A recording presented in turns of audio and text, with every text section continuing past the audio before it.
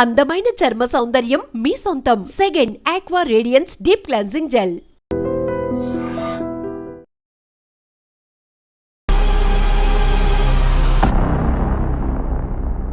తానికుంట చిరంజీవి గారు బెట్టింగ్స్ ఆడాడు, లేకపోతే హర్ష కొట్టాడు, అవన్నీ చెయ్యండి.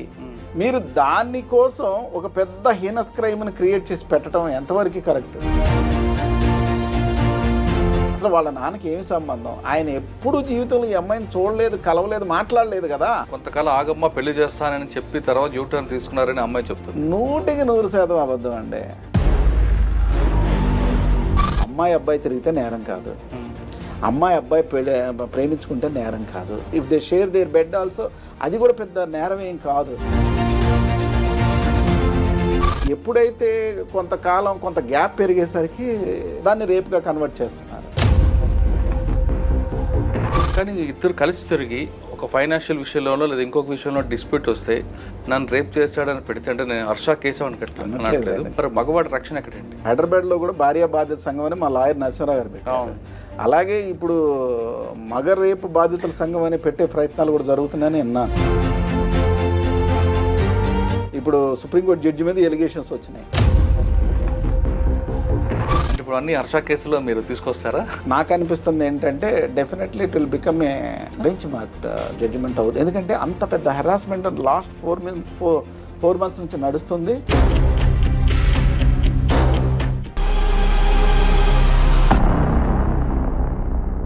Welcome to rights up. ఈ వారం మన గెస్ట్ ప్రొఫెషనల్ డిఫెన్స్ అడ్వకేట్.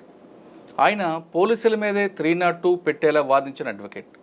ఆయన పట్టుకున్నారంటే ఖచ్చితంగా ప్రాసిక్యూషన్ ఎక్కడ ల్యాబ్స్ ఉన్నాయో చూసుకున్న తర్వాతే ఆ కేసుని తీసుకుంటారు.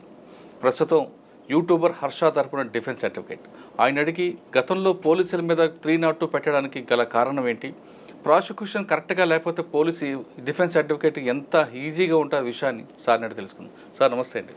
నమస్తే మురళయ్య గారు. తానికుంట చిరంజీవి గారు, అడ్వకేట్, ఆంధ్రప్రదేశ్.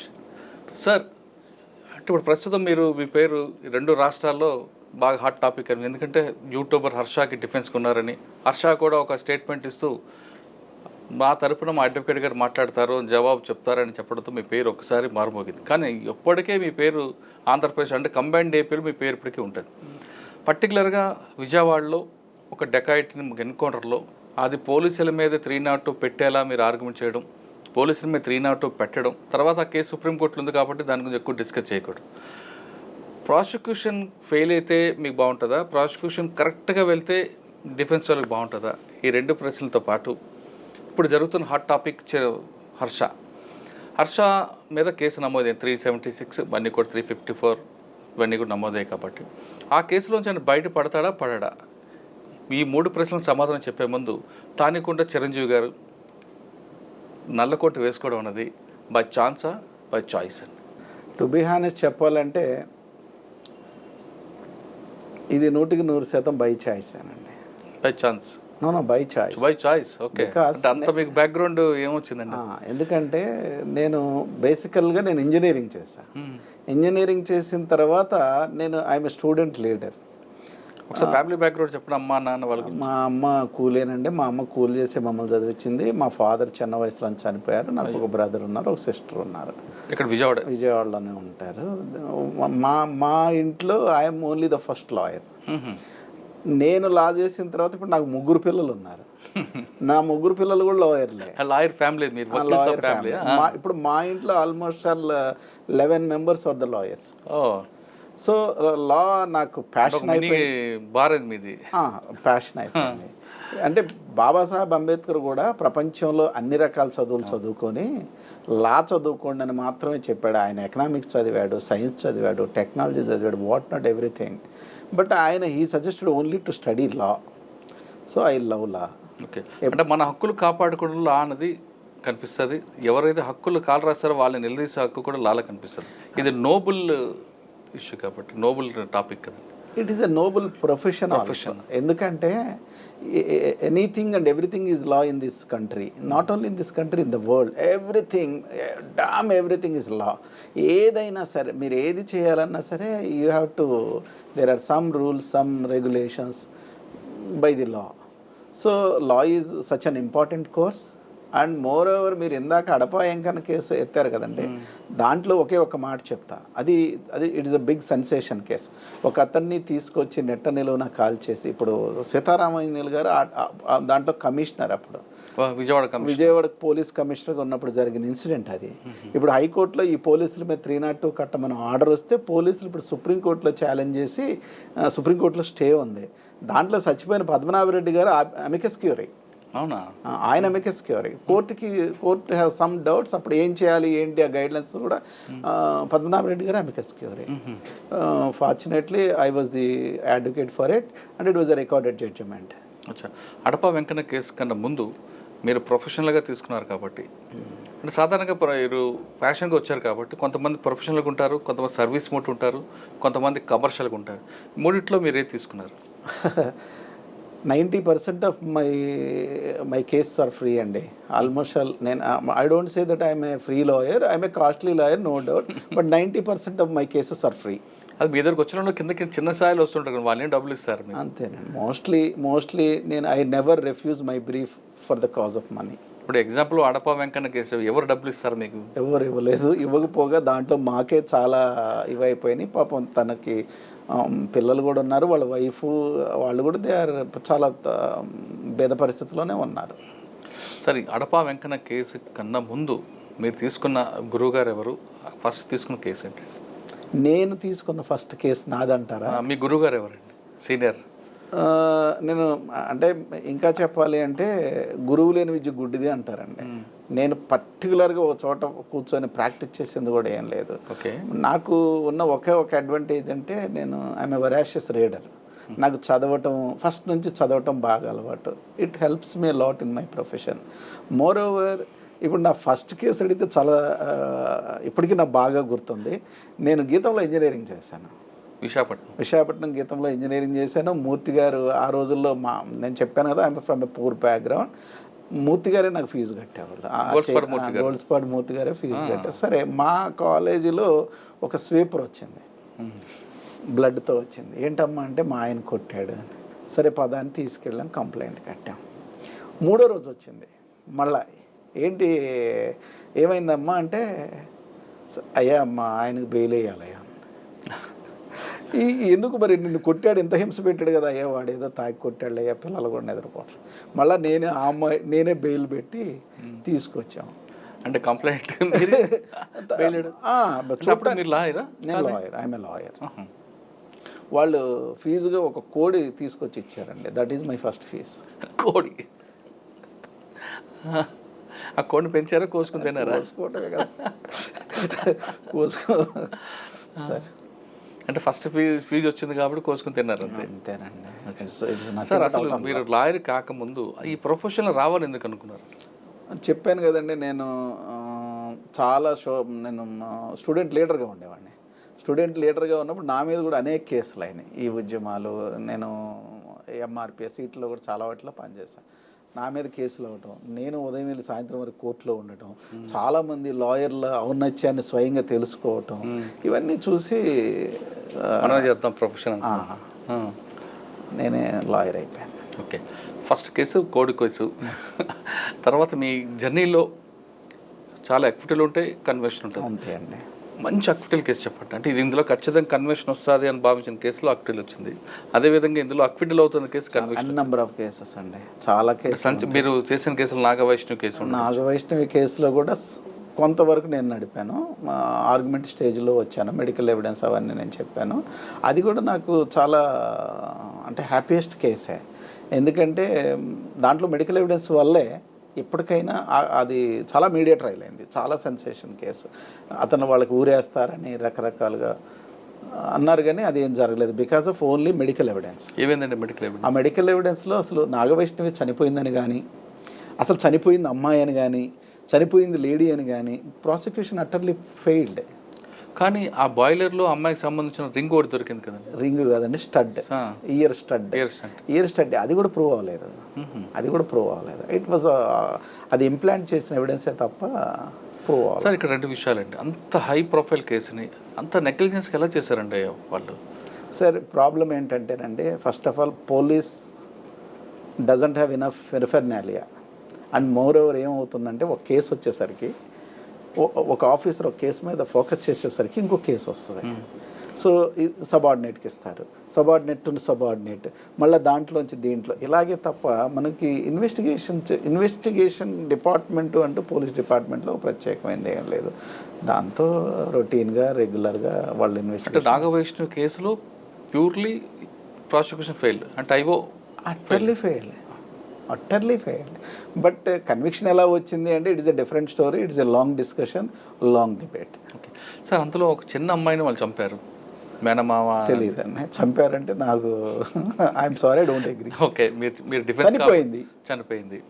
అటువంటి కేసు మీరు తీసుకున్నప్పుడు మీకు కొంచెం బాధ అనిపించలేదా, ఒరే ఈ చిన్న అమ్మాయిని చంపారు వీళ్ళని? సార్ మీరు ఏంటంటే అసలు ఫస్ట్ ప్రిన్సిపల్ మీడియాలో ఏదో వస్తుందనో లేకపోతే జనాలంతా అంటున్నారనో చెప్పి మనం బ్రీఫ్ని రిజెక్ట్ చేయకూడదండి. రిజెక్ట్ చేస్తే ఇట్ ఈస్ అనెథికల్ అవుతుంది.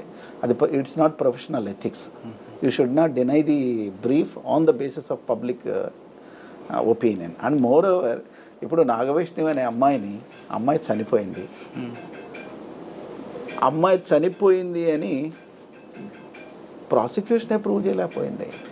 అసలు the main defence in the Nagavaishnavi cases అసలు అమ్మాయి చనిపోలేదు అని, అమ్మాయి చనిపోలేదు అన్నదే డిఫెన్స్. దాని మీదే నడిచింది line. Of course team of lawyers పనిచేశారు, I'm one of the lawyer. చక్కని కన్వెన్షన్ వచ్చింది కానీ ఆ రీజన్ అది కాదండి. Medical evidence as far as my opinion is a moral conviction. Okay, ఇంకేమున్నాయండి మంచి కేసులు చెప్పండి? చాలా ఉన్నాయండి. ఏదో ఒకటి రెండు చెప్పండి. ఎక్కడ డిఫెన్స్ ప్రాసిక్యూషన్ ఫెయిల్ అయింది? పర్టికులర్లీ మీరు ఈ Satyambabu case, Ayesha Meera case, Vijayawada is the place where sensation case all. అయితే ఎలా అవుతుందంటేనండి, ఇప్పుడు నేను చాలా కోర్టులో చాలామందికి చెప్పాను, if police want to prove the real crime they have to commit 10 crimes. వాళ్ళు నిజంగానే 10 నేరాలు చేస్తే కానీ ఒక నిజమైన నేరాన్ని కూడా నిరూపించలేరు. కారణం ఏంటంటే మీరు 24 గంటల్లో ఒక ముద్దాయిని తీసుకొచ్చి అరెస్ట్ చేయించాలి. How it is possible? అసలు మనం ఊహించగలుగుతాం ఒక ముద్దాయిని తీసుకెళ్ళి 24 గంటల్లో ఎందుకు? అండర్ 167 24 hours అది అవ్వదు. ఇప్పుడు అలాగే ముద్దాయిని ముట్టుకోకూడదు, ముద్దాయిని ఎలా పడితే అలా కూడా ఇంటరాగేట్ చేయకూడదు. అది ఈ రోజుల్లో అయ్యేది కాదు. మన policing, CrPC, criminal rules of practice ఒకటి కాదు, వాళ్ళ ఇష్టం. అండ్ మోర్ ఓవర్ ఎక్కడ కూడా సాక్ష్యం ఉంచేటట్టు మన పోలీస్ కన్నా, లాయర్ల కన్నా, సొసైటీలో చాలామంది కన్నా కూడా క్రిమినల్స్ తెలియగలవాళ్ళు. వాళ్ళ తెలివితేటలతో వాళ్ళు ఏమీ సాక్ష్యాలు వీలైనంత వరకు ఉంచరు. అంటే ఇవన్నీ పోలీసులు ఎందుకు చేస్తారు? వాళ్ళ పర్సనల్ కోసం చూస్తారా, సొసైటీ ఇంట్రెస్ట్ కోసం చేస్తారా అనేది it is a different aspect. ఎందుకంటే only their intention is to prove the crime. So ఇవన్నీ దెర్ ఆర్ మెనీ ల్యాక్యునెస్ అండి. ప్రాసిక్యూషన్ మన సిస్టంలో ఫెయిల్యూర్ అనుకోవాలా? ఫెయిల్యూర్సే ఎక్కువ ఉన్నాయి. ఇది బ్రిటిష్ కొలనాలియల్ సిస్టమ్ ప్రకారం నడుస్తుంది, మన అడ్వర్సల్ criminal system, justice system.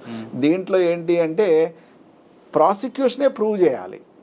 Burden of proof always on the lies of the shoulders of the prosecution. Yes. It's not lies on the shoulders of accused. అది సార్, ఇప్పుడు కొన్ని కేసులు తీసుకున్నాం అంటే మర్డర్ కేసులు కాకుండా థెఫ్ట్ కేసులు తీసుకున్నాం అనుకోండి.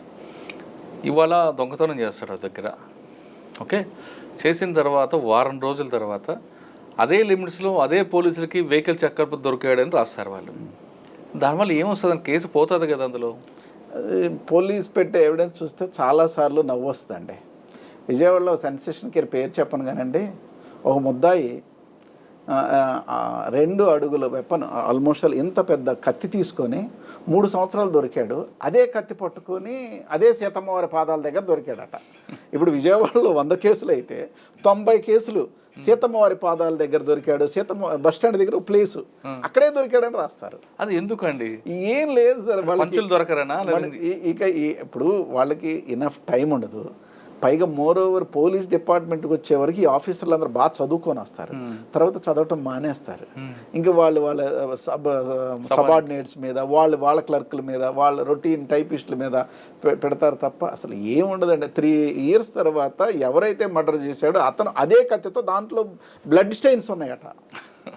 అది సత్యమాపు కేసులో అంతే కదండి, అది ఎప్పుడో కొట్టిన బండరాయి తర్వాత దొరికిందని అదే బండరాయి చూపిస్తారు. సత్యంబాబు కేసులో ఇంకోటి ఇష్టం ఉందండి. ఇప్పుడు అసలు సత్యంబాబు థియరీ ఎలాగ బయటకు వచ్చింది, ఒక ఇద్దరు ఒక గోడ మీద కూర్చొని మాట్లాడుకుంటున్నారట, ఆ టాయిలెట్కి వెళ్ళినోడు విన్నాడట ఈ స్టోరీ అంతా. చాలా ఇంకా అవన్నీ ఉంటాయి చాలా. సార్ మీరు ఇన్ని కేసులు చూసారు కదా విజయవాడలో, ఇంకొక సెన్సేషనల్ కేసు ఉంది మనోహర్. ఆ కేసు మీకు రాలేదు? ఆ రోజు నేను విశాఖపట్నంలో ప్రాక్టీస్ చేశాను ఆ టైంలో. మనోహర్ కేసు అది కూడా సెన్సేషన్ కేసే, నేను చూడలేదు. కానీ అందులో కన్విక్షన్ వచ్చింది కదా? వచ్చిందండి. అంటే ఆల్మోస్ట్ ఆల్ కన్విక్షన్స్ రావటానికి, అంటే ఎవిడెన్స్ ప్రకారం, ఎవిడెన్షియల్ వాల్యూ ప్రకారం కన్విక్షన్ రావడానికి it's a big debate.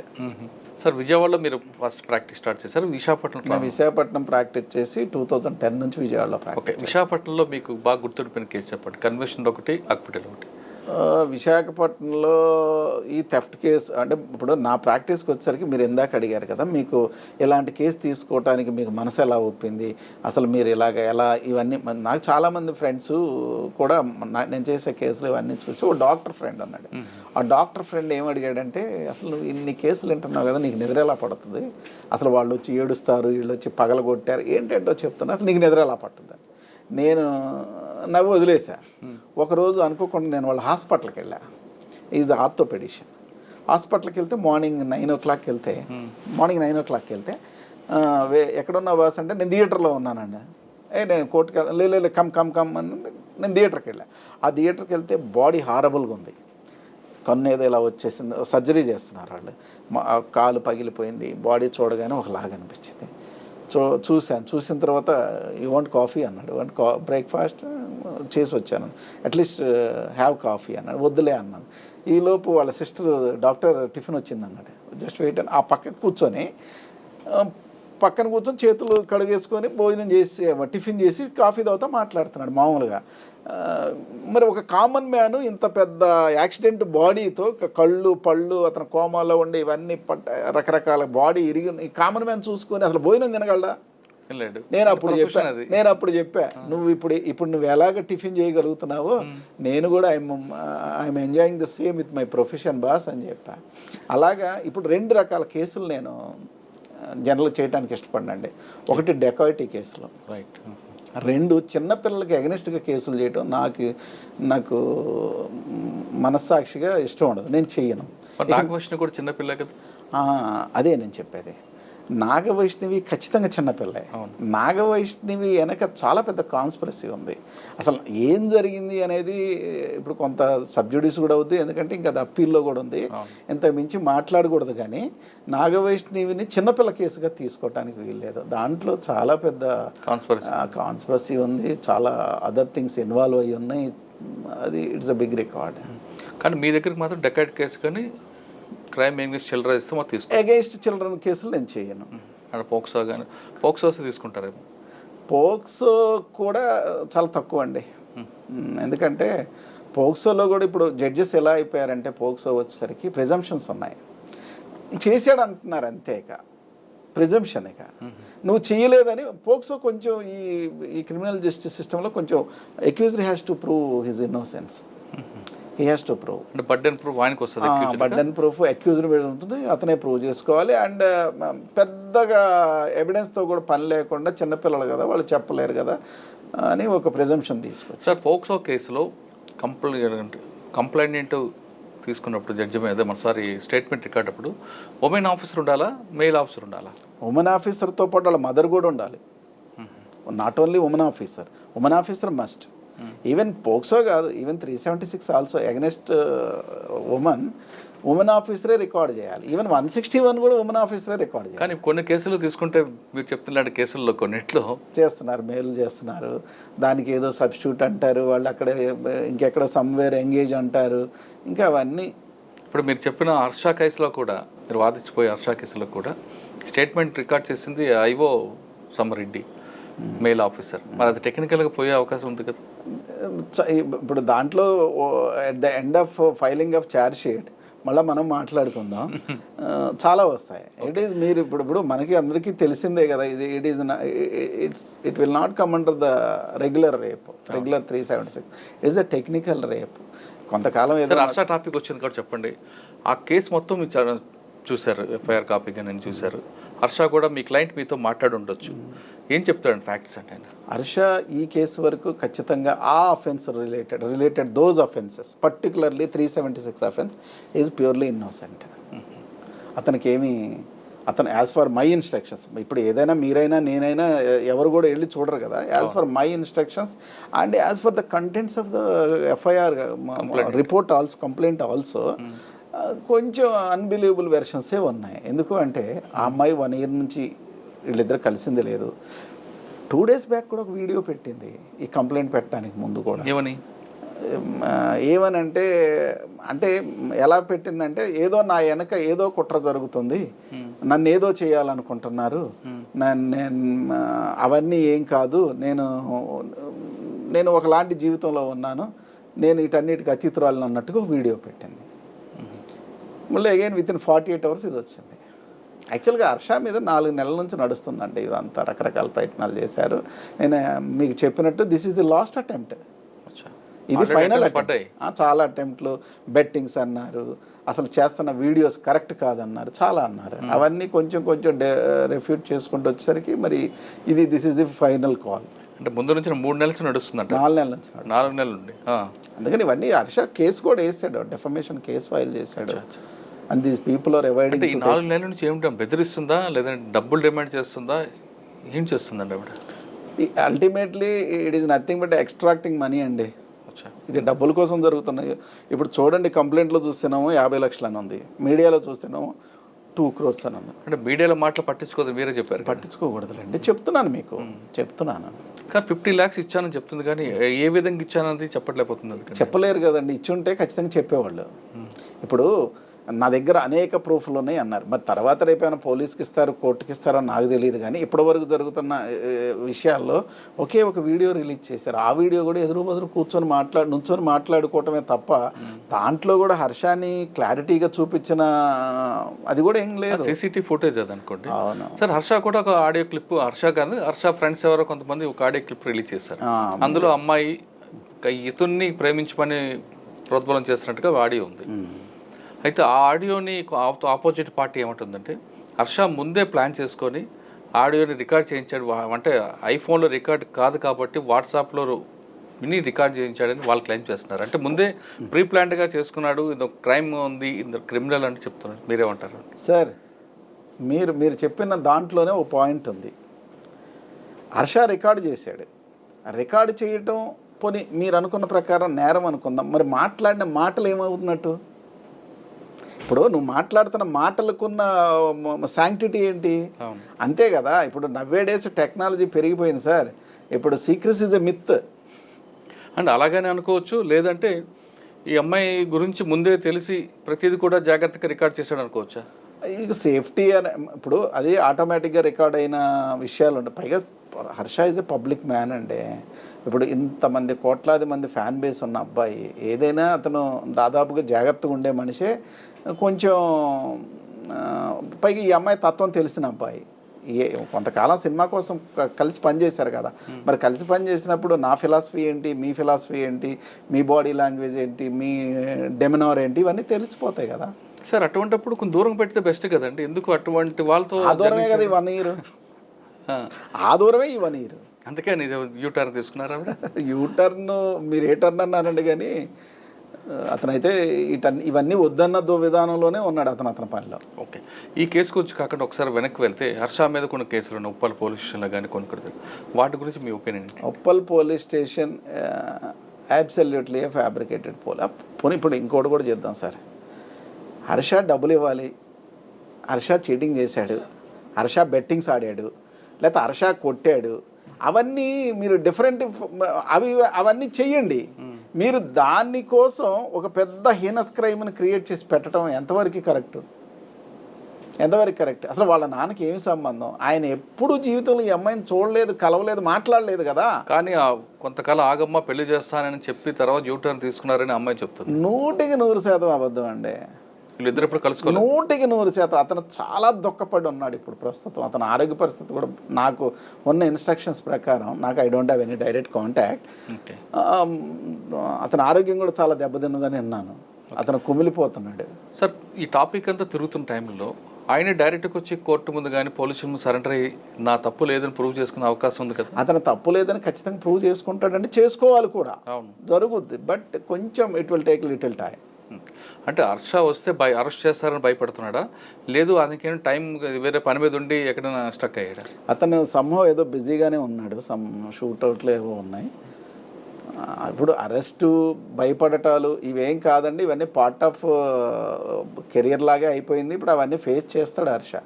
Sir సాధారణంగా హర్ష కేసు కాకుండా 376లో కానీ 354లో కానీ అంటే ఉమెన్ క్రైమ్ ఎగ్నెస్ట్ ఉమెన్ కేసులో నా మీద వేసినప్పుడు నేను వెళ్ళి పోలీసు సరెండర్ అయితే అరెస్ట్ మ్యాండేటరీయా కాదా? అంటే ప్రస్తుతం ఉన్న ఇండియన్ క్రిమినల్ జ్యూరిస్ప్రుడెన్స్లో మ్యాండేట్గానే చేస్తున్నారు.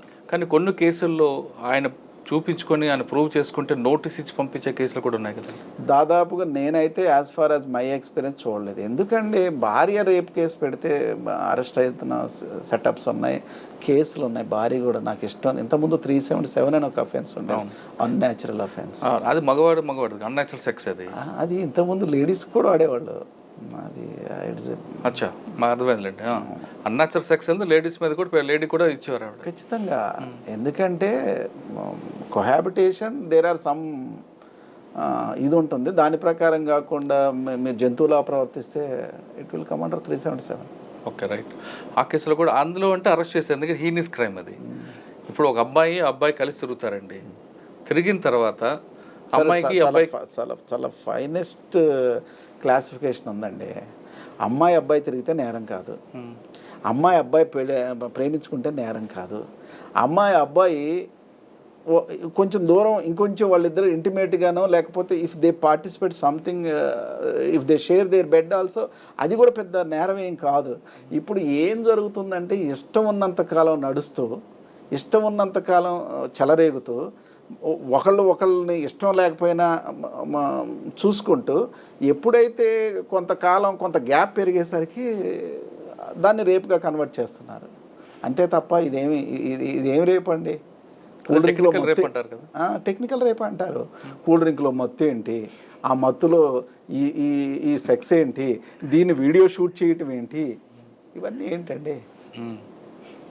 ఇవన్నీ నాన్ సెన్స్. చిన్నపిల్లల కంటే ఒక చాక్లెట్ ఇస్తామని తీసుకెళ్ళి రేప్ చేస్తే అది మనం నమ్మొచ్చు, కాదనట్లేదు. అటువంటి వాళ్ళు ఖచ్చితంగా శిక్ష పడాలి. కానీ ఇద్దరు కలిసి తిరిగి ఒక ఫైనాన్షియల్ విషయంలో లేదా ఇంకొక విషయంలో డిస్ప్యూట్ వస్తే నన్ను రేప్ చేశాడని పెడితే అంటే నేను హర్ష కేసు అనట్లేదు, జనరల్గా జరుగుతున్న కేసులు తీసుకుంటే మరి మగవాడి రక్షణ ఎక్కడండి? ఇప్పుడు దీనికోసం నాకు తెలిసి త్వరలో ఇప్పుడు హైదరాబాద్లో కూడా భార్య బాధ్యత సంఘం అని మా లాయర్ నరసింహరావు గారు పెట్టారు. అలాగే ఇప్పుడు మగ రేపు బాధితుల సంఘం అని పెట్టే ప్రయత్నాలు కూడా జరుగుతున్నాయని విన్నాను.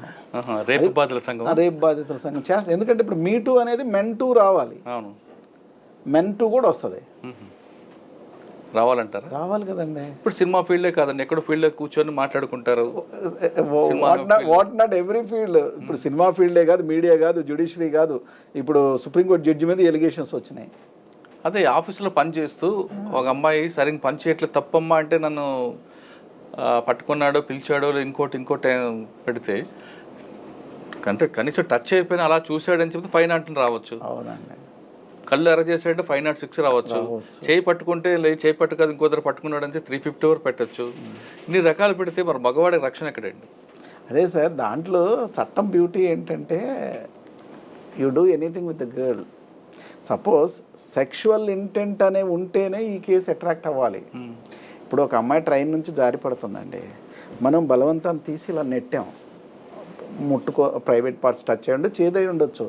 What is our interest? What is our intention? Our intention is only to save the girl.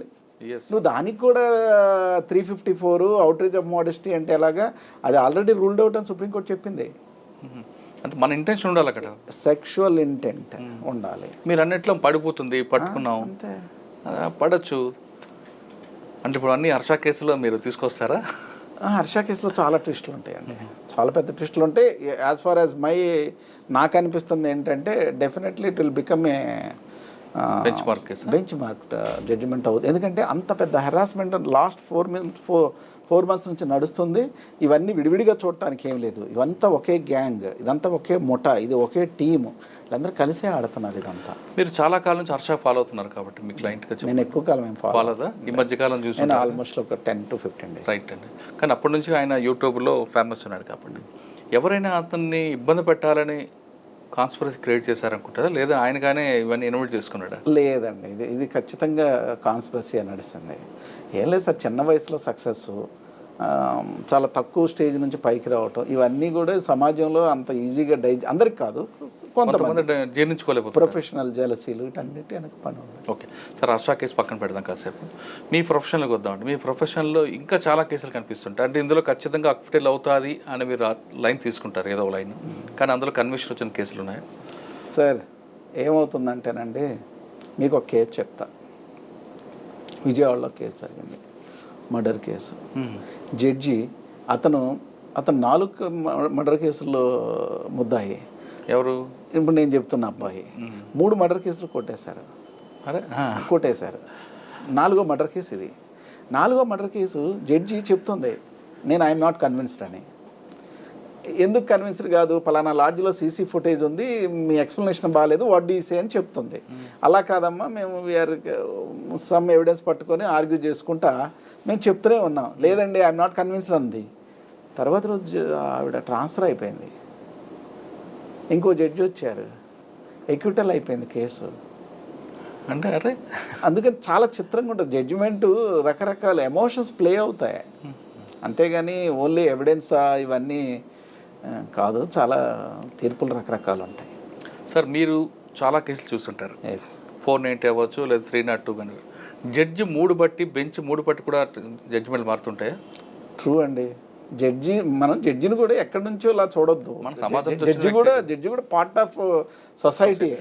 భారీ ఇప్పుడు కొన్ని మళ్ళీ డెఫమేటరీ అవుతాయో లేదని మేము చాలా మంది జడ్జిలు చూసాము. అదే జడ్జి ఒక రోజు చాలా హుషారుగా ఉంటాడు, అదే జడ్జి తర్వాత రోజు రకరకాలుగా ఉంటాడు. ఆఫ్టర్ లంచ్ ఒకలా ఉంటాడు, ఆఫ్టర్ లంచ్ హుషారుగా ఉంటాడు, బిఫోర్ లంచ్ చిరాకుగా ఉంటాడు, అప్పుడే మార్నింగ్ ఇంటి నుంచి వచ్చాడు కాబట్టి చాలా. కానీ అది బెంచ్ మీద రిఫ్లెక్ట్ అవుతుంటుందా? డెఫినెట్లీ అండి. కానీ మనం కూడా ఇప్పుడు జడ్జిల వరకు ఎందుకండి, మనం కూడా ఇప్పుడు మైక్ తీస్తే మీరు ఇంకోలా ఉంటారు, అంతే. ఎమోషన్స్ ఉంటాయి, ఖచ్చితంగా ఉంటాయి, బట్ అందరికన్నా కొంతమంది. కానీ అది దానివల్ల కొంతమంది అన్యాయం జరుగుతుంది కదండి. అందుకే కదండి అప్పీల్స్, అందుకే కదా appellate courts. So this is not the final judgement, there are other appellate courts and supreme court. Okay sir, మీ దగ్గర వచ్చే కేసులన్నీ 90% ప్రొఫెషనల్గా చేస్తాను, నా దగ్గర వచ్చే ఫీజు తీసుకోను అని చెప్తున్నారు. మీ దగ్గరకు వచ్చే కేసులన్నీ కూడా చాలా మంది పేదలు కనిపిస్తుంటారు, దొంగతనం చేసిన వాళ్ళు వస్తారు, వాళ్ళు రకరకాలు, అంటే అన్యాయాలు చేసిన వాళ్ళు రారు అన్న కానీ రకరకాల వాళ్ళు బాధితులు. ఓకే, అటువంటి అన్యాయమైన కేసులో మీ దగ్గరకు వచ్చి అక్విడల్ వచ్చిన తర్వాత బయటకు వచ్చి మిమ్మల్ని ఇప్పటికి కూడా మర్చిపోయిన వ్యక్తులు కొంతమంది చాలా మంది ఉన్నారండి. అటువంటి దీంట్లో ఒకటి చెప్పండి. చాలా మంది ఉన్నారు. మీకు ఇక్కడ టచ్ అయిన కేసు ఉంటుంది? చాలా మంది ఉన్నారు. చెప్పండి, ఒకటారండి. అంటే ఇంత పర్టికులర్గా చెప్పలేను కానీ చాలా మంది ఉన్నారు. నాకు కేసు గురించి రివీల్ చేయకుండా ఎంఓ చెప్పింది చెప్పండి చాలు. విక్టిమ్ కానీ ఆ అక్యూజ్డ్ పేరు రివీల్ చేయక్కర్లేదు. ఇప్పుడు అన్నవరం దేవస్థానం ఉంది కదండి, అన్నవరం దేవస్థానంలో ఒక అతను ఉన్నాడు, అతని పేరు వద్దులేండి. అతను 2.5 ఏళ్ళు బెయిల్ లేకుండా జైల్లోనే ఉన్నాడు. అది నాకు కోర్టు ఇచ్చిన బ్రీఫ్, స్టేట్ బ్రీఫ్ అంటారు, అంటే ఫ్రీగా చేస్తారు.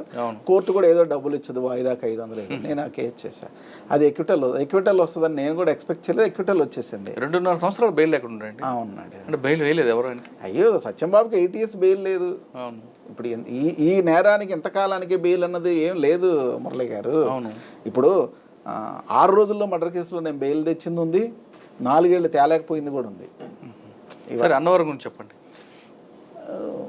అతను అది ఒక కోడల్ని మర్డర్ చేసిన కేసు, అది on the spur of moment, ఏదో టిఫిన్ పెట్టలేదని ఏదో జరిగి మర్డర్ అయిపోయింది. సరే అయిపోయింది.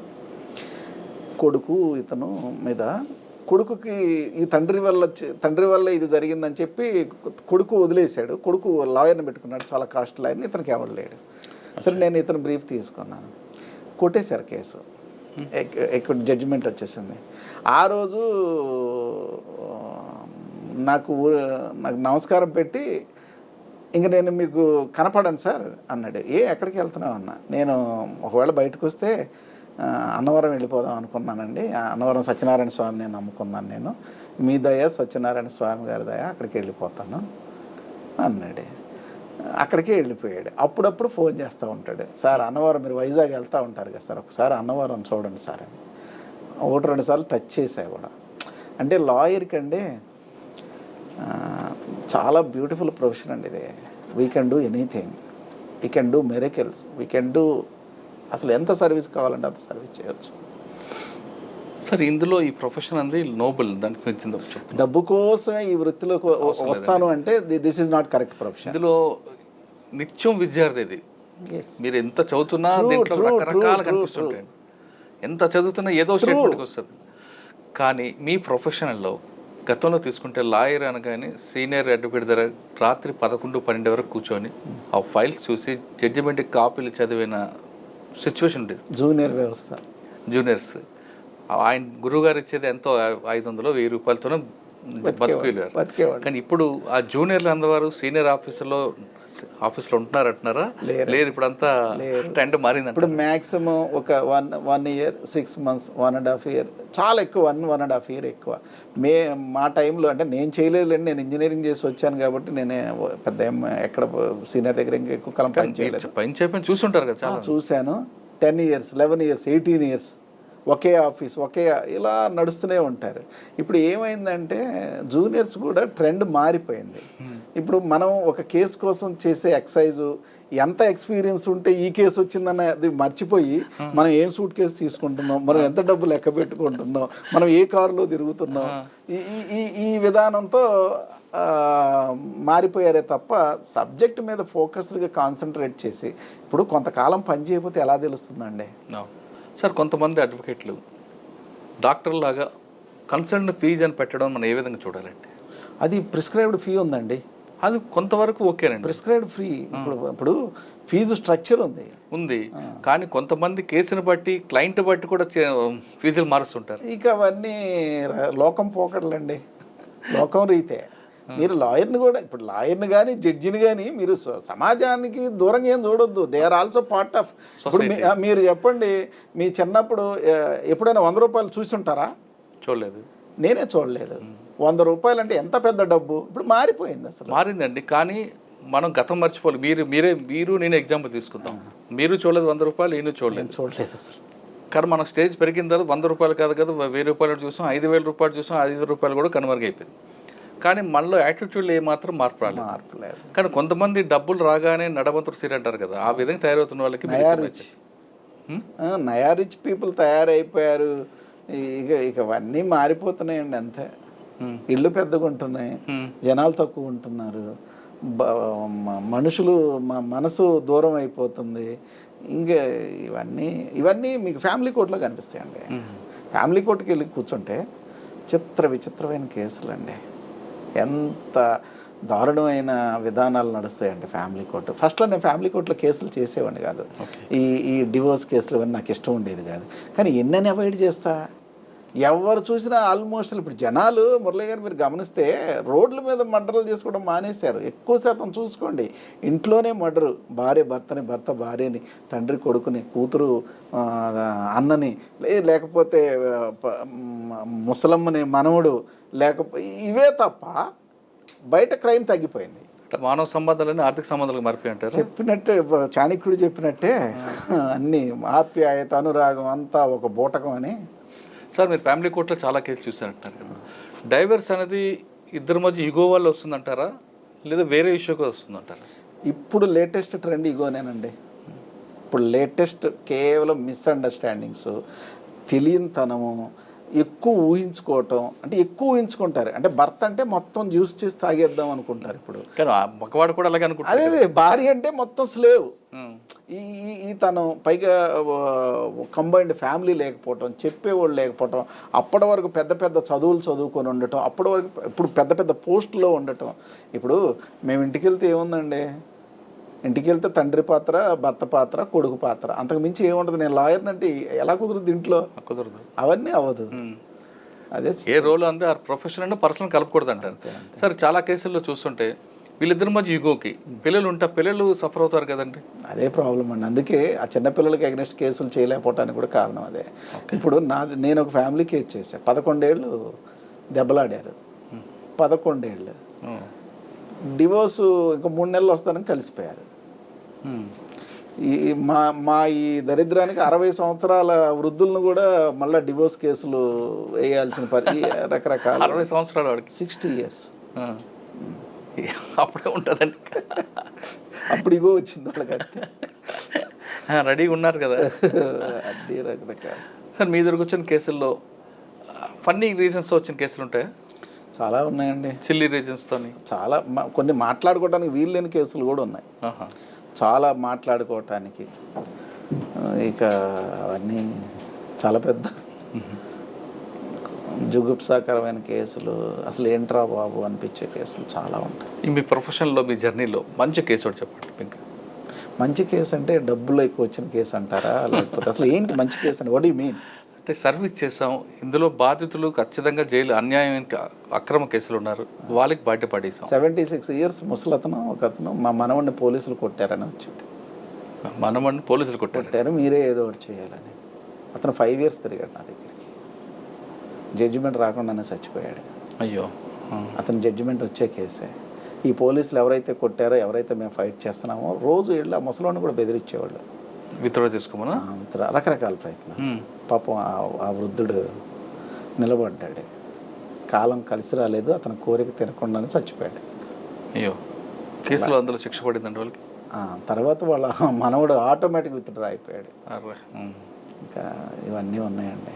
సార్ ఫైనల్గా చెప్పండి, ఈ ప్రొఫెషన్లోకి రావాలని, ఈ నోబుల్ ప్రొఫెషన్లోకి రావాలనుకుంటున్న వాళ్ళకి, యాస్పిరెంట్స్కి మీరు ఇచ్చే మెసేజ్ ఏంటి? ఇప్పుడు ప్రొఫెషన్లో రావడానికి మీకు టు బీ హానెస్ట్ చెప్పాలి అంటే అన్నీ ఉన్నాయి ఈ రోజున. పూర్వం లేవు. పూర్వం అంటే ఒక ఈవెన్ 10 years బ్యాక్ కూడా లేవు. లాయర్ అనగానే పిల్లనిచ్చేవాళ్ళు కదా, పెళ్ళిళ్ళే కాదు. మీకు ఇచ్చారు కదా? నాకేమి ఇంజనీర్ ఇచ్చారు మీకు? నాది లవ్ మ్యారేజ్. అవునా, చెప్పండి. లవ్ ఎక్కడ మీరు ప్రేమించారు? ఆవిడ అవన్నీ వాళ్ళ మాట్లాడదాలంటే అలాగే ఏంటంటే ఇప్పుడు అన్నీ. ఆవిడది కూడా, మేడం కూడా విశాఖపట్నం కాదు, విజయవాడే. అందరూ విశాఖపట్నం చదువుకుని విజయవాడ అమ్మాయిలు ప్రేమించారండి. సార్ నా basic Vijayawada, I'm native of Vijayawada. నేను చదువుకుంది కాదులేండి, మా క్వార్టర్ మేట్. మా క్వార్టర్స్లో ఉండేవాళ్ళు. అలాగే ప్రపోజల్ చేశారు. అందుకని ఇప్పుడు ఏమైందంటేనండి, నువ్వు ఏది కావాలంటే అది ఉందండి లాలో. నీకు సెలబ్రిటీషిప్ కావాలంటే సెలబ్రిటీషిప్, డబ్బు కావాలంటే డబ్బు, ఫేమ్ కావాలంటే ఫేమ్. నువ్వు సర్వీసే. చాలామంది సర్వీస్ చేసే లాయర్స్ కూడా ఉన్నారండి, చాలా గొప్పోళ్ళు ఉన్నారు. ఈ లాయర్స్ అనగానే ఏదో రక్త పిపాసులు, డబ్బులు ఇవన్నీ లేదండి. మాట కోసం పనిచేసే న్యాయవాదులు కూడా ఉన్నారు. ఈవెన్ మేము కూడా మాట కోసమే పనిచేస్తాం. సార్ మీలాంటి వాళ్ళు ఉన్నారు, లేదని అనట్లేదు, మీలాంటి వాళ్ళు చాలామంది ఉంటారు. కానీ కొంతమంది ఒక 5% అయితే నేరస్తులతో తిరిగి తిరిగి తిరిగి వాళ్ళు కూడా క్రిమినల్స్ అయిపోయిన లాయర్లు కనిపిస్తారు. Part of society sir. Lawyer కాదండి, నేరస్తులతో తిరిగిన సినిమా యాక్టర్లు క్రిమినల్స్ అయింది చూడలేదా మనం? అది వేరండి. కానీ మీ ప్రొఫెషన్ మీద ఉన్న రెస్పెక్ట్ పోతుంది కదా ఆ 5% నుంచి. 5% వాళ్ళు కూడా క్రిమినల్సే. వాళ్ళు అంటే అదొక కోణం ఉంది. ఇంకో కోణంలో అన్యాయంగా మీ లాయర్లు కూడా కొంతమంది మర్డర్లు అవుతుంటారు. అందుకేనండి లక్ష్మణ రేఖ అని లిమిటేషన్ యాక్ట్ అని ఒకటి ఉంటుందండి మా చట్టంలో. చాలా చిన్న act, but very important act. There is everything under limitation. ప్రతి దానికి హద్దు ఉంటుంది. Because you are a lawyer, you are not a judge. Because నువ్వు ఇచ్చే సలహాని బట్టి, నువ్వు తీసుకునే డైరెక్షన్ని బట్టి, నువ్వు ఇచ్చే వాగ్దానాన్ని బట్టి, నువ్వు ఇచ్చే ధైర్యాన్ని బట్టి చాలామంది జీవితం. లాయర్ గొప్ప ఏంటంటే అండి, ఒక సేయింగ్ ఉంది, ఒక డాక్టర్ మోసం చేస్తే పైకి వెళ్తాడు, ఒకడే చచ్చిపోతాడు. బట్ లాయర్ మోసం చేస్తే హోల్ ఫ్యామిలీ పోతాయి. ఆయన జైలుకి వెళ్తాడు, ఫ్యామిలీ కొలాప్స్. లాయర్ ఇప్పుడు డాక్టర్ గొప్ప, లాయర్ గొప్ప అని పెద్ద డిబేట్లు నడుస్తాయి. నా దృష్టిలో ఈ భూమి మీద లాయరే గొప్ప. ఎందుకంటే లాయరేనండి ఎనీథింగ్ ఎవ్రీథింగ్. చాలా బ్యూటిఫుల్ ప్రొఫెషన్, నోబుల్ ప్రొఫెషన్. అంటే ఈ ప్రొఫెషన్కి రమ్మంటారు అందరికీ? 100% అండి. నాకు తెలిసిన వాళ్ళు ఆల్మోస్ట్ నేను 49 మందిని లాయర్లుగా డబ్బులు కట్టి చేశాను నేను. కానీ మీ ప్రొఫెషన్లోకి వస్తే వెంటనే ఎర్నింగ్ ఉండదు. వేరే సాఫ్ట్వేర్కో ఇంకో ప్రొఫెషన్కి వెళ్తే ఎర్నింగ్ స్టార్ట్ అవుతుంది ఒకటి. రెండోది లేడీస్ సంబంధించి అమ్మాయిలు కానీ ఎవరు వస్తే ఇక్కడ పెళ్ళని ఎవరు, ఎందుకంటే ఈ అమ్మాయికి అన్నీ తెలుసు కాబట్టి రేపు పొద్దున్న కేసు పెడతాదని భయంతో కూడా కొంతమంది ఎవరు. మీ ప్రొఫెషన్లో కూడా మీ అమ్మాయి ఉంది కాబట్టి అంటున్నా. అలా లేదులేండి, ఇప్పుడు మారిపోయినాయి డైనమిక్. ఇప్పుడు కాలేజ్, ఇప్పుడు law is now days costliest profession course అండి.